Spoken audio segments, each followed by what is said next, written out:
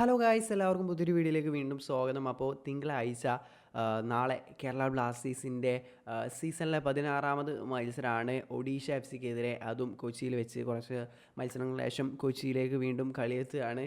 അപ്പോൾ അങ്ങനെ കൊച്ചി ഗ്രൗണ്ടിൻ്റെ നിലവിലെ അവസ്ഥ എല്ലാവരും കണ്ടിട്ടുണ്ടാകുമെന്ന് പ്രതീക്ഷിക്കുന്നു. നമ്മുടെ ഹോം ഗ്രൗണ്ടിൻ്റെ അത്രയും മോശമാക്കിയിട്ടുണ്ട്. ഇപ്പോൾ ലാസ്റ്റ് നടന്ന ഒരു പരിപാടിയൊക്കെ നടന്നിട്ടുണ്ടായിരുന്നല്ലോ, എന്തൊക്കെ ഗിന്നസ് റെക്കോർഡിന് വേണ്ടിയിട്ടുള്ള പരിപാടി. അതിനുശേഷം ഇപ്പോൾ ആകെ വൃത്തികേടാക്കിയിട്ടുണ്ട്. എങ്ങനെയായാലും ഗ്രൗണ്ട് ഒരുമാതിരി ഇതായിട്ടുണ്ട്. ഏറ്റവും ബെസ്റ്റ് ഗ്രൗണ്ടിനൊക്കെ നമുക്ക് ഒന്ന് രണ്ടും വർഷം 2 തവണയൊക്കെ നമുക്ക് ബെസ്റ്റ് ഗ്രൗണ്ടിനുള്ള അവാർഡ് വരെ ലഭിച്ചിട്ടുള്ള നമ്മുടെ ഗ്രൗണ്ടാണ് ഇപ്പോൾ ഇങ്ങനെ ഒരു കോലമാക്കി വെച്ചിട്ടുള്ളത്. ബ്ലാസ്റ്റേഴ്സ് തന്നെ ഒഫീഷ്യലായിട്ട് പുറത്തു വിട്ടിട്ടുണ്ടായിരുന്നു.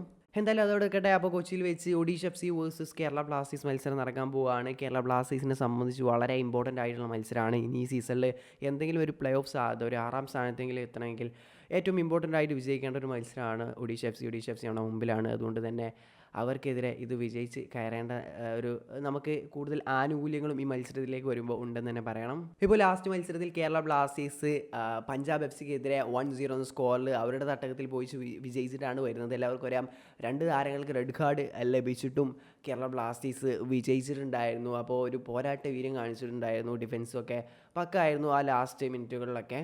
അപ്പോൾ അതിനൊരു ആത്മവിശ്വാസം എങ്ങനെ ആയാലും ബ്ലാസ്റ്റേഴ്സ് ടീമിന് മുഴുവൻ ഉണ്ടാകും. അപ്പോൾ അത് ഈ കളിയിലേക്ക് വരുമ്പോൾ ഗുണം ചെയ്യുമെന്ന് പ്രതീക്ഷിക്കാം. അതുപോലെ തന്നെ ലാസ്റ്റ് 3 മത്സരങ്ങൾ നോക്കുകയാണെങ്കിൽ മിക്കായ സ്റ്റാറെ പോയിട്ടുള്ള ലാസ്റ്റ് 3 മത്സരം തോമസ് ഷോൾസും അതുപോലെ തന്നെ TG പുരുഷോത്തമനും പരിശീലിപ്പിച്ച മത്സരത്തിൽ 3 കളിയിൽ നിന്ന് 2 ജയവും 1 തോൽവി മാത്രമാണുള്ളത്. ആ ഒരു തോൽവി 1-0 ലോസ്, അതിൽ 2 ക്ലീൻ ഷീറ്റുകൾ നേടാൻ സാധിച്ചിട്ടുണ്ട്. 3 മത്സരങ്ങളിൽ നിന്ന് ആകെ 1 ഗോളെ നമ്മൾ കൺസീഡ് ചെയ്തിട്ടുള്ളൂ.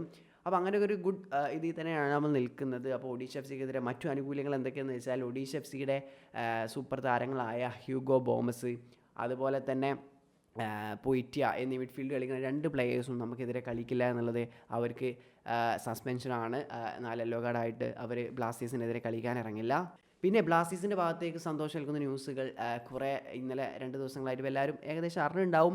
അപ്പോൾ ഒന്നാമതായിട്ട് പിന്നെ നമ്മുടെ പഞ്ചാബ് എഫ് സിക്കെതിരെ 2ാം റെഡ് കാർഡ് കിട്ടി പുറത്തു പോയ ഐബാൻ ദോഹ്ലിങ്ങിൻ്റെ റെഡ് എല്ലാവർക്കും അറിയാം. അതൊരു റെഡിനുള്ളതില്ല. അപ്പോൾ നമ്മൾ അപ്പീൽ ചെയ്തിട്ടുണ്ടായിരുന്നു. AFF അങ്ങനെ ഫൈനലി അവരുടെ ഇത് പ്രകാരം അത് യെല്ലോ കാർഡാക്കി മാറ്റിയിട്ടുണ്ട്. അപ്പോൾ ഐബാൻ ദോഹ്ലിങ് ഒഡീഷ എഫ് സിക്കെതിരെ മത്സരത്തിൽ അവൈലബിൾ ആണ്. പിന്നെ നമ്മുടെ പരിക്കിൻ്റെ പിടിയിലായിരുന്ന ഈ ജീസസ് ഹിമിനസ് അതുപോലെ വിപിൻ മോഹനൊക്കെ ഇഞ്ചുറി മാറി തിരിച്ചു വരുന്നുണ്ട്. നാളത്തെ മത്സരത്തിൽ അവൈലബിൾ ആണെന്ന് ഇപ്പോൾ TG പുരുഷോത്തമൻ പ്രസ് കോൺഫറൻസിൽ പറഞ്ഞിട്ടുണ്ട്. ഇഷാൻ പണ്ഡിറ്റയും ഇഞ്ചുറി മാറിയിട്ടുണ്ട്. ബട്ട് പുള്ളി നാളത്തെ മത്സരം കളിക്കാൻ അവൈലബിൾ ആയിരിക്കില്ല. പുള്ളി നാളത്തെ മത്സരം കഴിഞ്ഞതിന് ശേഷമായിരിക്കും തിരിച്ചു വരിക എന്നാണ് TG പുരുഷോത്തമൻ പറഞ്ഞിട്ടുള്ളത്. അപ്പോൾ എന്തായാലും കുറച്ച് ഹാപ്പി ന്യൂസൊക്കെ തന്നെയാണ് കഴിഞ്ഞ ദിവസങ്ങളായിട്ട് ഇപ്പോൾ പുറത്ത് വന്നിട്ടുള്ളത് ബ്ലാസ്റ്റേഴ്സുമായി ബന്ധപ്പെട്ട്. അപ്പോൾ എങ്ങനെ നോക്കിയാലും നമുക്ക് ഏകദേശം പ്ലേയേഴ്സൊക്കെ ഇപ്പോൾ നിലവിൽ അവൈലബിൾ ആണ്. ഒഡീഷ എഫ് സിക്കെതിരെയുള്ള മത്സരത്തിൽ നല്ലൊരു ഇതിലായിട്ടാണ് നിൽക്കുന്നത്. മിലോസ് മാത്രമാണ് നമ്മുടെ ഡിഫൻസിൽ ഉണ്ടാവുക. അത് കൊയ്ഫ് കൈകാര്യം ചെയ്യുമെന്ന് നമുക്ക് പ്രതീക്ഷിക്കാം. അപ്പോൾ എന്തുകൊണ്ടും അവരെക്കാളും ഒരു മേൽക്കൊയ്മ നമുക്കുണ്ട്, ഒരു ആനുകൂല്യം നമുക്കുണ്ട്. അവരുടെ 2 പ്ലേയേഴ്സ് ഇല്ല. മജാവൊക്കെ തിരിച്ചു വരുന്നുണ്ട് എന്നുള്ളത് ഒരു പ്രശ്നം തന്നെയാണ്. അവർ അത്യാവശ്യം മികച്ച ടീമാണ്. ബട്ട് നമുക്ക് വിജയിക്കാൻ സാധിക്കുമെന്ന് തന്നെയാണ് പ്രതീക്ഷിക്കുന്നത്. വിജയിച്ചാലേ കാര്യമുള്ളൂ. ഈ സീസണിൽ എന്തെങ്കിലും ഒരു ഇതുണ്ടെങ്കിൽ മാനേജ്മെൻറ്റ് ഈ സീസൺ ഏകദേശം കയ്യിൽ നിന്ന് പോയിട്ടുണ്ട്. എന്നുവെച്ചാൽ മാനേജ്മെൻറ്റ് ഈ സീസൺ വലിയ കാര്യമാക്കി എടുക്കണമെന്ന് തോന്നുന്നു. ജനുവരിയിൽ സൈനിങ്ങളൊക്കെ വരുമെന്ന് പറഞ്ഞിട്ട് ഇതുവരെയും സൈനിങ്ങും കാര്യങ്ങളൊന്നും വരുന്നില്ല. അപ്പോൾ മാനേജ്മെൻറ്റിന് തന്നെ വലിയ പ്രതീക്ഷയൊന്നും ഇല്ല തോന്നുന്നു.